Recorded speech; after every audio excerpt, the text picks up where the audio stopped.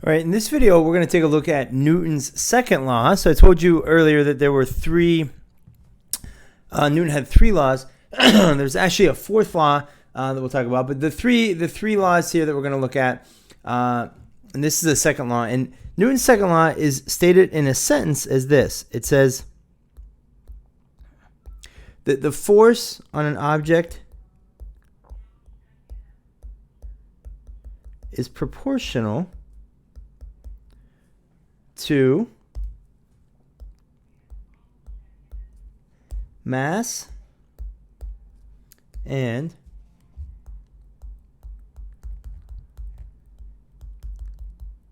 acceleration. Okay, so force is proportional to mass and acceleration.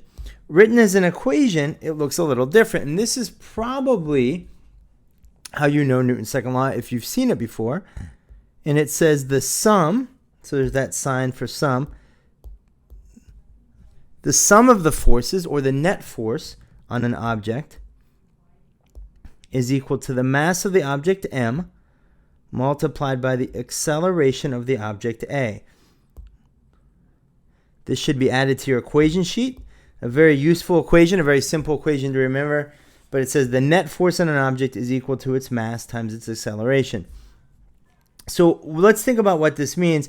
We're going to watch a video here to help understand what's happening with Newton's second law. But let's think about this. If I push on an object, if the net force on an object is a certain amount, it will cause any object to accelerate. Okay, so if the net force on an object is 0, so if we look at this dog in this video, the net force on the dog right now is 0.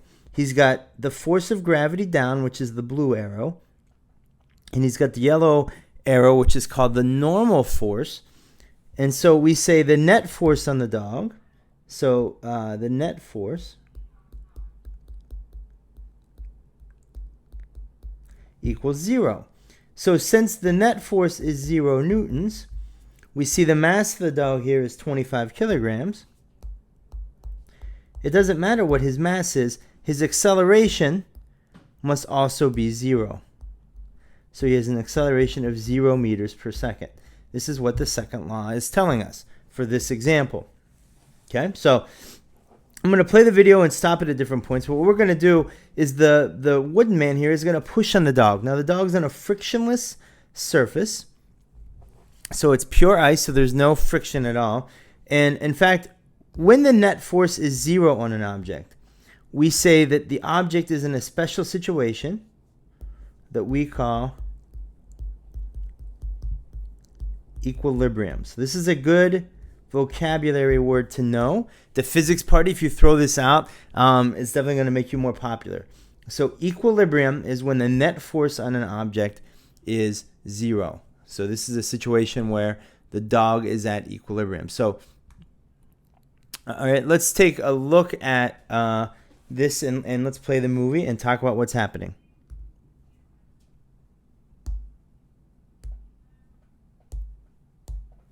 Okay, so what you're going to see here, I'm going to add an applied force to the dog here. We'll zoom in a little bit on these graphs. So what I'm doing now is I'm changing the graphs around. And I'm going to go here and I'm going to add applied force of 5 newtons.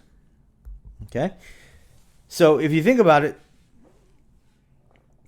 that's going to add a third force to this dog, and it's going to be a force in this direction of 5 newtons.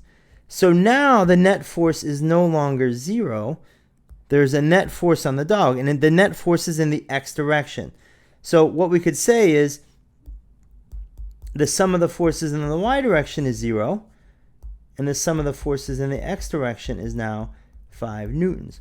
Okay, so what that means is the dog will not move in the y direction, but he will move in the x direction, as we'll see here. Let's hit play and watch what happens.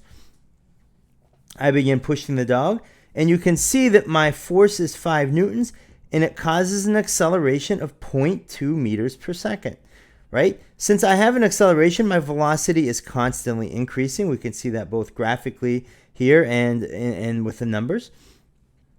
So let's talk about what's happening here for just a second.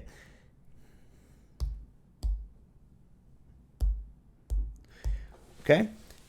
Let's move this down here. So since the mass of the dog is 25 kilograms, and my net force on the dog was 5 newtons, I could solve this equation to find the acceleration of the dog. So we'll say the acceleration of the dog is equal to 5 newtons over 25 kilograms, which comes out to 0.2 newtons over kilogram. Now, if you remember what a newton is, it's a force, so it's mass times acceleration. So a newton is mass times acceleration. Since the mass is on the bottom, we're left with units of acceleration, so we can erase this, and it's 0.2 meters per second squared. Now that's exactly what we see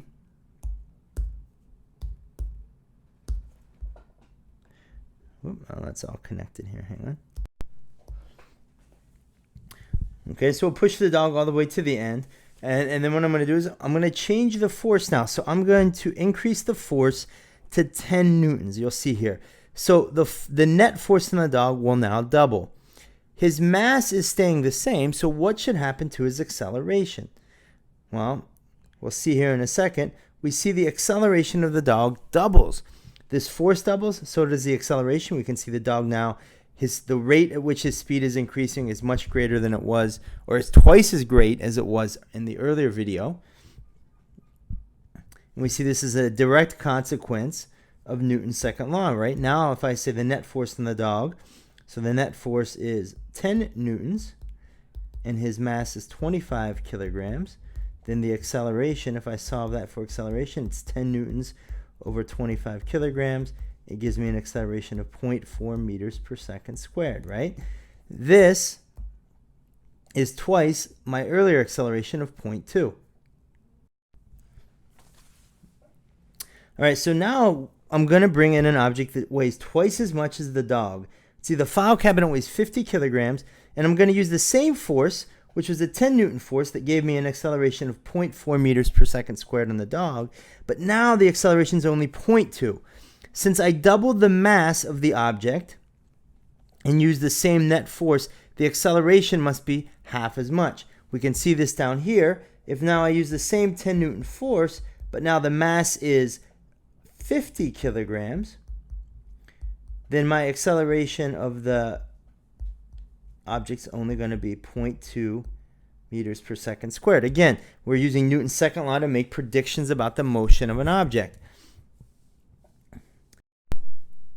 Okay, so now I've doubled the force that the man is pushing on the file cabinet with. It's now 20 newtons. So what's going to happen to the acceleration? The force is now 20.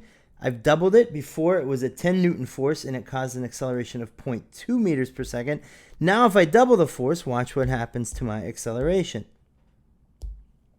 We shouldn't be surprised. My acceleration is now 0.4. It's twice as much, and that's because I've doubled the acceleration.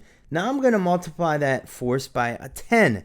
Instead of 20, I'm going to put the force at 200. So what should happen to my acceleration? If you said that it would go up by 10, you're correct. We can watch this here in action. I go to a force of 200.